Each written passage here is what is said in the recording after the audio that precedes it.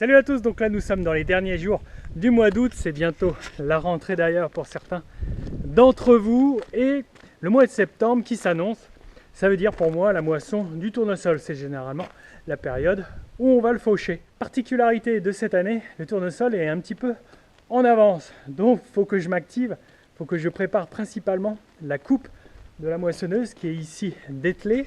Elle est toujours équipée en céréales, il faut que je remplace les rabatteurs qui sont là-bas sur le posateur, rabatteurs spécifiques au tournesol, et puis que je mette l'ensemble des plateaux sur la coupe qui vont diriger les têtes de tournesol. C'est un équipement spécifique, j'en ai pour la matinée au moins. En parallèle, je fais la vidange de l'huile moteur. Elle a passé 120-130 heures de travail. L'huile moteur, je l'avais changée durant l'hiver. Là, je préfère la changer car elle va faire encore des heures, au moins une trentaine. Il y a 35 hectares de tournesol à faucher, donc c'est pas rien. Ça va être quelques jours à m'occuper. Donc j'ai préféré le faire avant l'hiver prochain. J'ai également changé le filtre à eau qui refroidit le moteur également, le radiateur. Une fois que la coupe sera prête, je vous emmènerai au champ pour vous montrer qu'est-ce qui me fait décider que le champ est bientôt mûr. Allez, il y a du travail. Alors ce qui va être central comme outil ici, c'est le lève-sac derrière le petit tracteur. Ça va m'aider donc à enlever les rabatteurs à céréales bien sûr. Il faut absolument que je me fasse assister par un tracteur. La même chose pour soulever les rabatteurs qui conviennent, mais aussi ces grandes plaques qui se mettent sur le flanc et aux extérieurs de la coupe. Il y en a deux comme ça.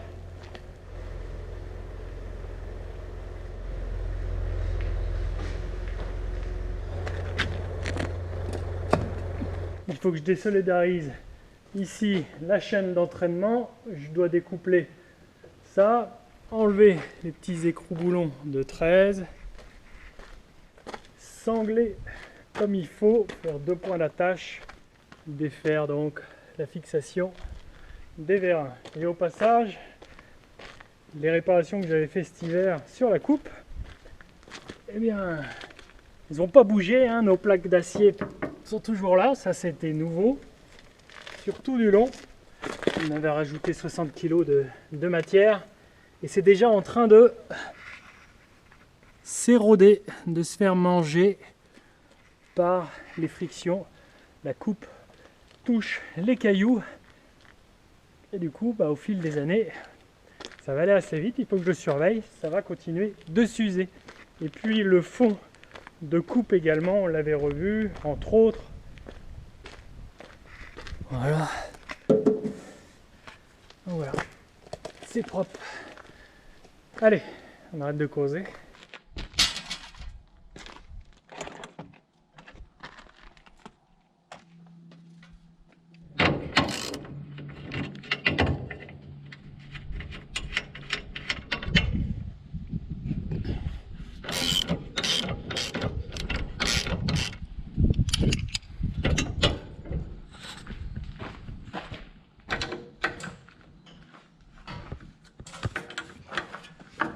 Ça, c'est le moteur hydraulique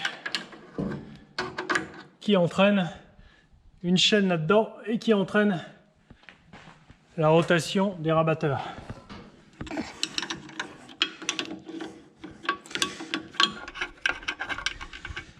Ça, cette vis sert à régler la tension du moteur dans sa position. Ça permet de tendre la chaîne à l'intérieur.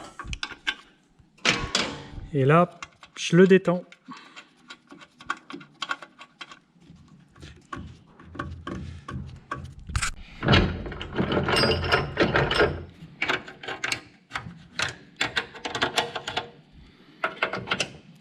Là-dedans, vous allez voir la chaîne.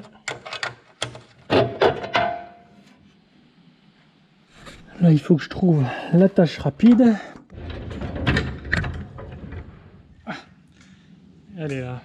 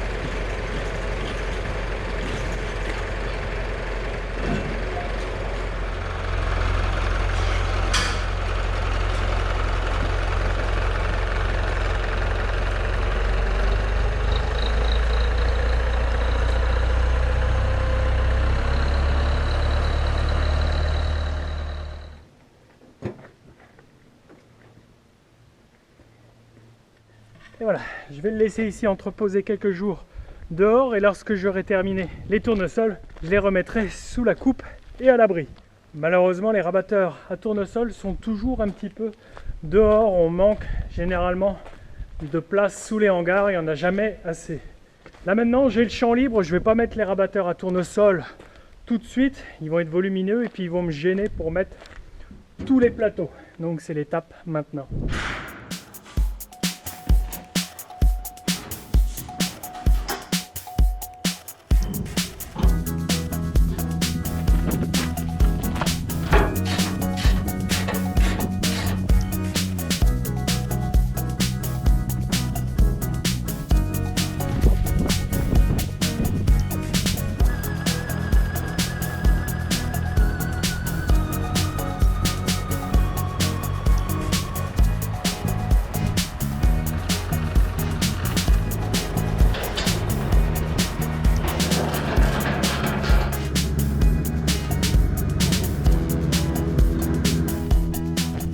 Et la voilà prête, ça m'a pris une bonne journée le temps de faire tout ça, donc d'équiper la coupe, de l'amener ici sur site, de faire un voyage avec la coupe, un voyage avec la moissonneuse. On est à plusieurs kilomètres de l'endroit où je l'ai préparé, puis j'ai changé aussi les contrebatteurs car je les avais basculés en sortant de la Févrole, je les avais basculés vers de l'orge de printemps que j'ai moissonné pour un confrère. Donc là j'ai dû les rebasculer donc sur les contrebatteurs qui s'appellent Amaïs et qui servent à la fois donc à battre les tournesols et puis précédemment les févroles. Donc voilà, le tournesol, il est principalement ici, il y a plus de 35 hectares et j'ai voulu, pour en avoir le cœur net, faire une entaille dans le champ à un endroit où c'est bien sec. C'est-à-dire que la plante est arrivée à maturité. L'idéal, c'est d'avoir une plante un petit peu comme celle-ci, où il y a quelques feuilles vertes, d'accord, en haut, où la tige commence à basculer du vert au marron, là les jaunes. On a les fleurons, c'est-à-dire ce qui est devant les graines qui tombent de peur. Et puis on a aussi, comme indicateur de maturité, l'arrière de la tête qui bascule du vert vers le marron, donc qui est plutôt jaune.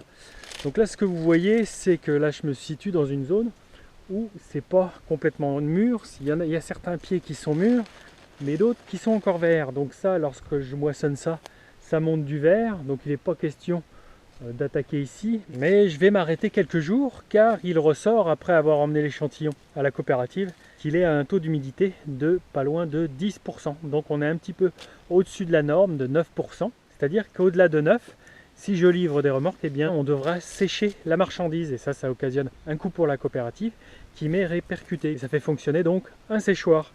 Mais là, ce qui se passe, les jours prochains sont plutôt cléments, même si ce week-end, ils annoncent d'ici demain une petite perturbation, mais ça n'a pas l'air trop méchant. Et la semaine d'après et la semaine prochaine a l'air bien clémente. Donc ça veut dire que j'ai de la visibilité sur la météo. Je ne serai pas coincé sous l'eau et j'aurai tout à fait l'opportunité de battre ce coin qui paraît mûr, qui est tout juste mûr à quelques journées près. Et cette météo laissera le temps au reste de la parcelle de mûrir. Et là, c'est pas avant une semaine à mon avis, les zones qui sont encore jaunes vertes. Et là, nous sommes le 28 août et je suis à la veille de battre certaines portions de champ, donc on a quand même un petit peu d'avance. Allez, à mardi prochain, 7h30. Ciao!